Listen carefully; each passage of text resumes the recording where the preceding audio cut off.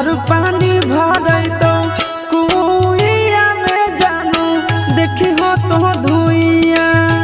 लहर पानी भरे तो कुइया में जानू देखी हो तो धुइया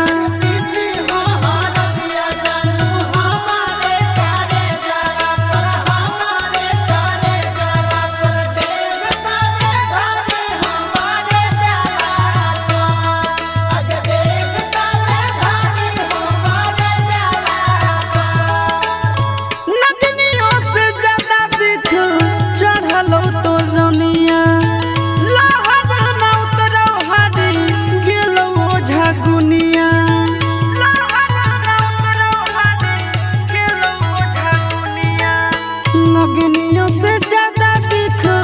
चढ़ल तो रनिया लहर न उतरल हरी गेलो झगुनिया कि मरल धरल रहबो हम भुइया में जानू देखी हो तो धुइया लहर पानी भरे तो कुइया में जानू देखी हो तो धुइया लहर पानी भरे तो कुइया में जानू देखी हो तो धुइया हमरा से नाता तोड़ी हमरा अकेले छोड़ी हमरा अकेले छोड़ी चल जइबी भोरे ससुर ररिया सजनी आगे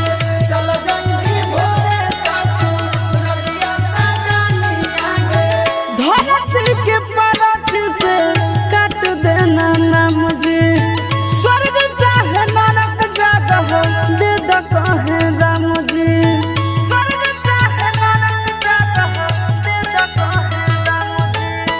धरती के परत से काट देना ना मुझे स्वर्ग चाहे नरक जगह दे द कहे राम जी क्यों जाइत चिट्टुआ सुसपुरा बाइया में जानू देखी हो तो धुइया लहर पानी भरे तो कुइया में जानू देखी हो तो धुइया लहर